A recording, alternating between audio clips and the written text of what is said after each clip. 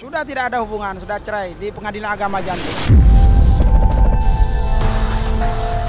Karena saya rasa itu bukan pada saat mereka berumah tangga untuk pengurusan surat itu.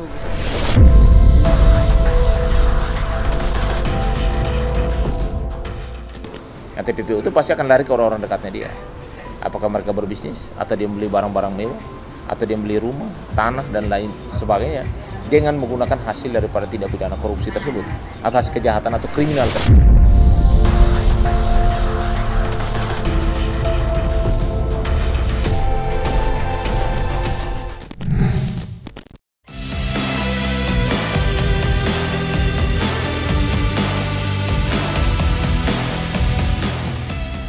Kekasih Dinar Kendi, Avandi Susilo atau yang lebih dikenal dengan Koh Apex, namanya tidak pernah sepi dari pemberitaan.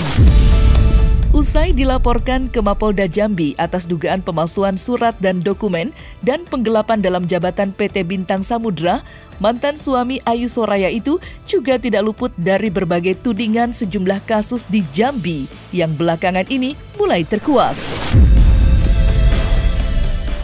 Dan kemarin sejumlah massa menggelar aksi demo di depan gedung PPATK atas kasus korupsi dan gratifikasi salah satu wali kota di Jambi. Lantas benarkah hal ini ada kaitannya dengan kasus yang sedang menjerat kekasih Dinar Kendi tersebut?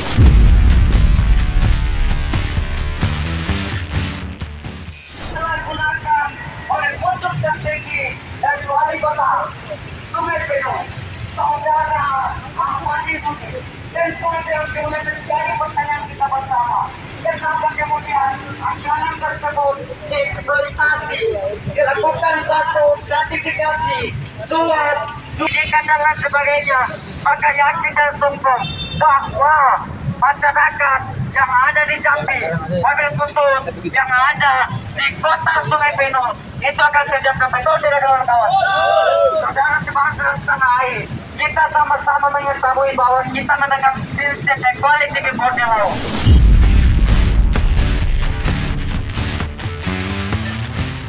Ya, kami ini sebenarnya menindaklanjuti adanya laporan masyarakat terhadap adanya dugaan tindak pidana gratifikasi, suap, jual jabatan dan TPPU oknum wali kota Sungai Penuh Provinsi Jambi. Itu sudah dilaporkan oleh LSM dan masyarakat Kota Sungai Penuh terhadap tindak pidana tersebut ke Polda Jambi dan ke Mabes Polri. Tetapi sampai hari ini saksi yang mengetahui secara langsung adanya dugaan tindak pidana tersebut tidak pernah diperiksa, dan malah yang diperiksa adalah terlapor, yaitu Bupati Wali Kota Sungai Penuh dan kroni-kroninya.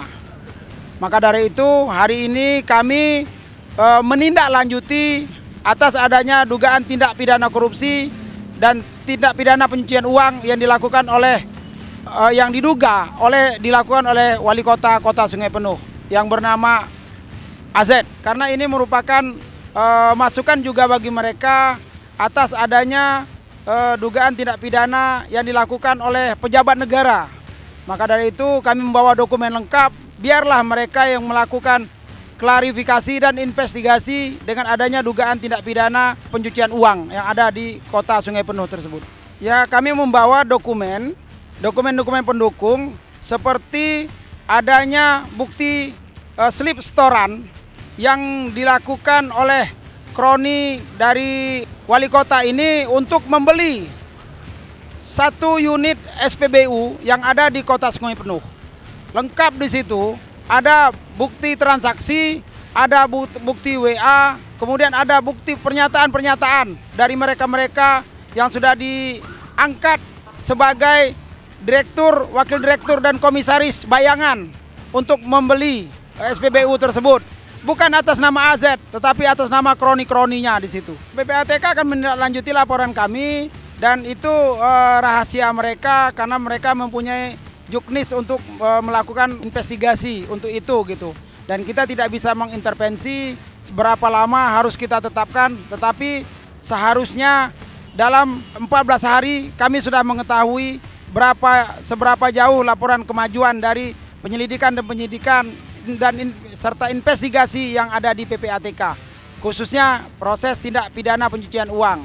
Karena sangat jelas di situ ada bukti permulaan bahwa adanya transaksi dari pejabat publik, dalam ini Wali Kota Sungai Penuh, untuk membeli SPBU yang ada di Kota Sungai Penuh milik AMD namanya pemiliknya gitu. Ya, kasus itu kan sudah bergulir, sekarang kan dalam tahap penyidikan di Polda Jambi. Ya, kita berharap adanya kasus pidana penggelapan atau pembuatan surat palsu dalam pengadaan kapal tongkang itu, ya kita harap itu bisa secepatnya dinaikkan statusnya gitu. Dari lidik jadi sidik, ya jangan sampai nanti masyarakat berpikiran negatif, ada apa ini dalam penegakan kasusnya.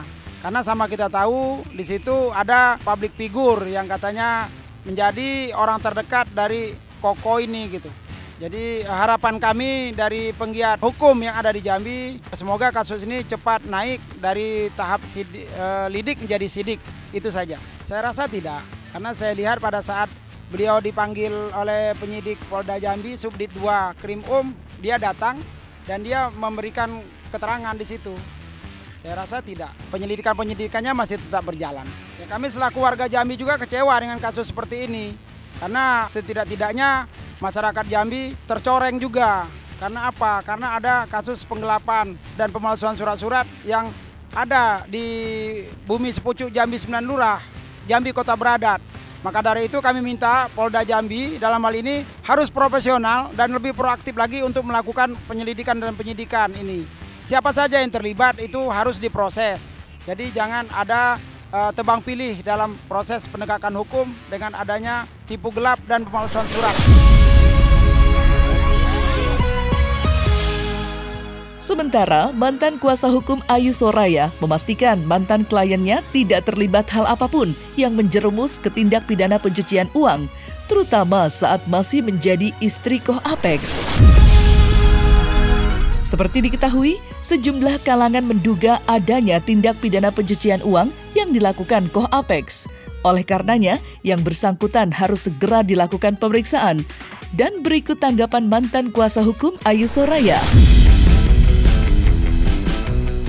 Sudah tidak ada hubungan, sudah cerai di Pengadilan Agama Jambi. Sudah tidak ada masalah, sudah inkrah di situ. Jadi tidak ada banding. Untuk permasalahan rumah tangga, perceraian mereka, kebetulan saya sudah tidak jadi pengacaranya lagi.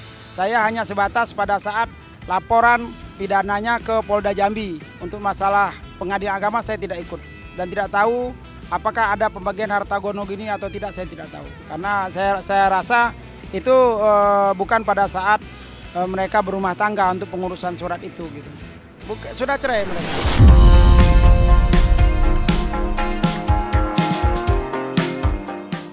Tidak hanya mantan istrinya, nama Dinar Kendi juga ramai menjadi perbincangan usai Koh Apex terseret ke dalam pusaran kasus dugaan pemalsuan dokumen kapal tongkang.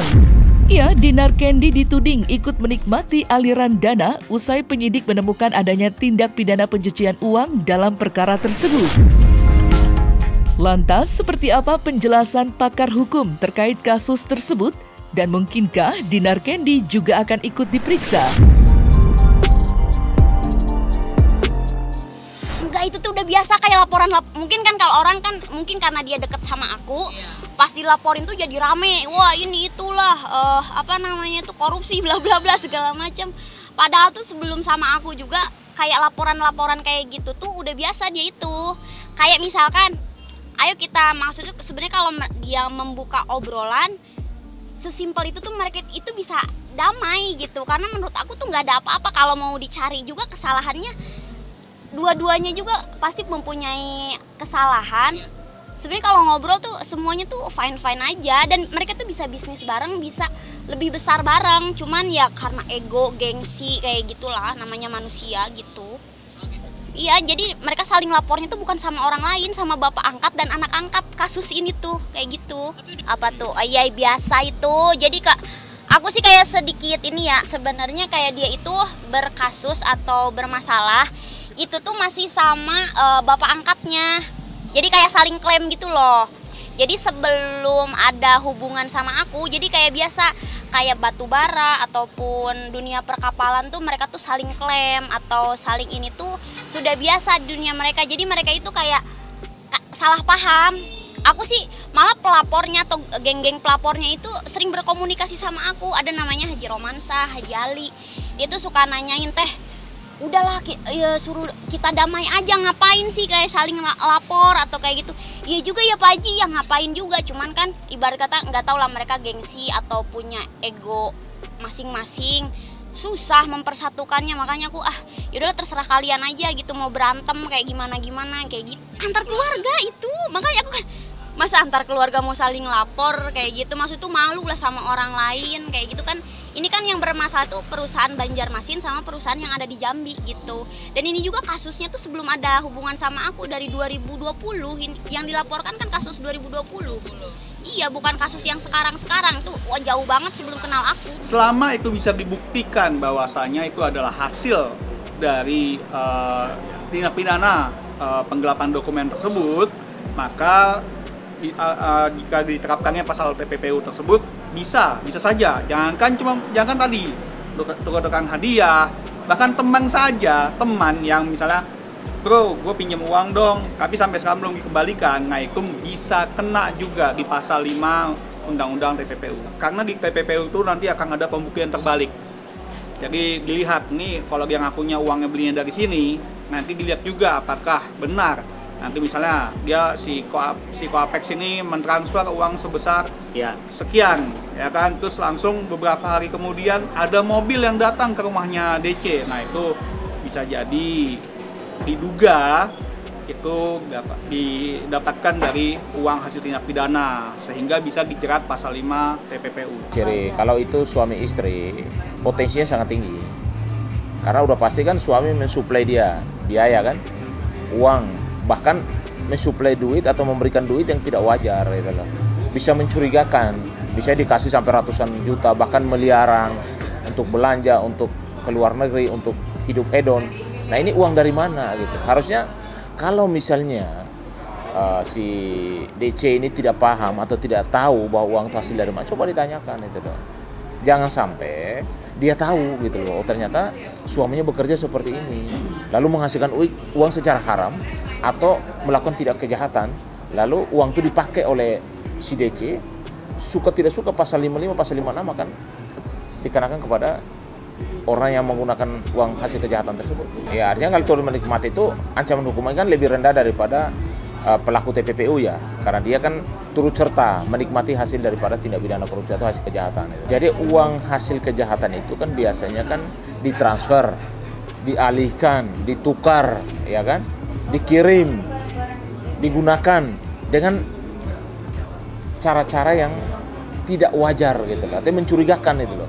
Sekarang lo penghasilan berapa sih? Misalnya 10 juta, tapi kan lo bisa beli mobilnya mau di Lamborghini, atau lo bisa hedon di luar negeri, atau lo tiap hari menggunakan barang-barang yang branded itu loh, tas-tas mahal itu loh. Dari mana duitnya?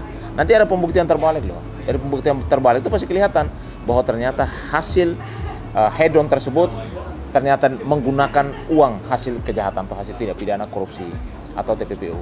Nah, TPPU itu pasti akan lari ke orang-orang dekatnya dia.